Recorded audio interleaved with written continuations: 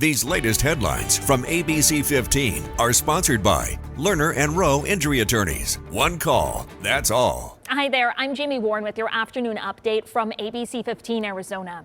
We continue to follow the financial troubles that districts are facing across the valley, and that includes the Phoenix Elementary School District, where students could see their schools close by the end of the year. The district is holding the first of 4 public meetings later on this evening. They're considering closing Dunbar Elementary. Students there would then move to Bethune, and they're also considering closing Hurd, and students would move to Capitol. They say that bus transportation would be made available. The district says that, like many, they've been dealing with declining enrollment for years now. The district is 153 years old, and their superintendent says a serious budget deficit is leading them to make these hard choices. So that we find that solution path that gets us to balance our budget this year and build a strong carry forward balance for subsequent years, so that the next 153 years do not have to be a time where we worry about finances, but instead we worry about how many children we're able to serve. Today's meeting will be held at 5 p.m. at their district office.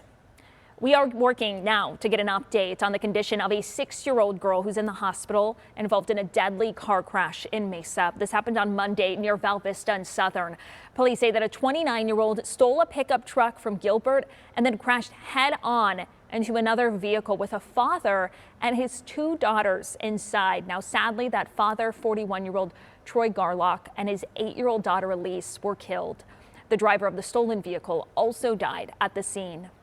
A search is now underway for the driver accused of hitting and killing a 70-year-old woman in Phoenix on Monday near 36th Avenue in Peoria. Police tell ABC15 that that woman was found unconscious in the street and she died at the hospital. Once we get any more information regarding this investigation and also the suspect involved, we'll pass it on to you. And developing right now, Tempe police is taking over an investigation in Mesa after a shooting involving officers. So here's what we know so far. This started at around 9:30 yesterday near 32nd Street and Broadway as a domestic violence call. Police tell us it then escalated into a barricade situation, and the 39-year-old suspect fired a shot while speaking with police. Officers then used less lethal measures to take that man into custody. We're told that no one else was hurt.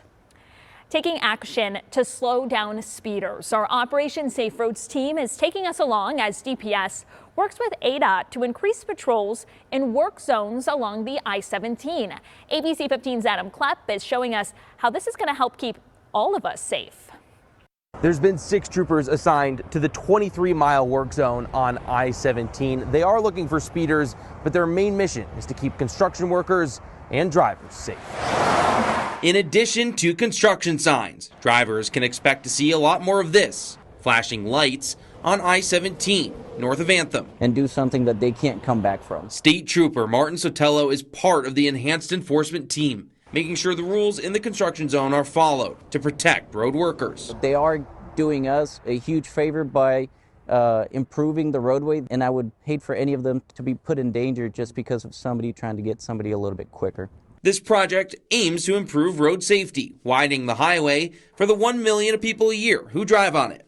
It certainly will add those needed lanes in order for them to get to where they're going. But ADOT data shows Arizona is averaging 12 deaths a year in work zones. Trooper Sotelo says the big issue he sees is speeding, drivers not realizing the limit is lower, urging us all to pay attention as simply being careful can save a life. Driving is one of the most monotonous things that we might do in the day in and day out. It is also one of the most dangerous things that we're potentially doing. Our main priority is just for everybody to make it home safely. While the speed limit is lower, the cost of getting a ticket is higher. Fines are doubled in work zones. Reporting for Operation Safe Roads, I'm Adam Klepp.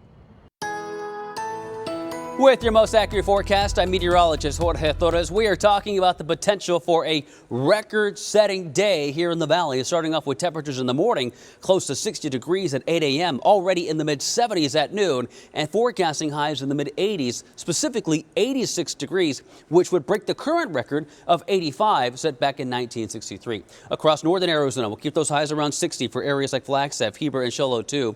70s, even as you head towards Sedona and the Grand Circle, and 80s in in western parts of the state, from Bullhead City to Lake Havasu City and in southern Arizona. Highs also staying in the mid-80s this afternoon. Your 7-day forecast showing temperatures starting tomorrow dropping a tad, but still remaining above normal with overnight lows in the 50s. 70s by Friday and into the weekend with a slight chance for a shower on Monday. Windy today in Flag with highs up to 60. Cooler tomorrow on Thursday. Next chance for a shower on Friday, but still staying windy. And cooler still for the weekend with highs in the lower 50s and lows in the low 20s. We'll have another update tonight. Until then, you could always get the latest news, weather, and traffic at ABC15.com or by downloading that free ABC15 mobile app. These latest headlines from ABC15 are sponsored by Lerner and Rowe Injury Attorneys. One call, that's all.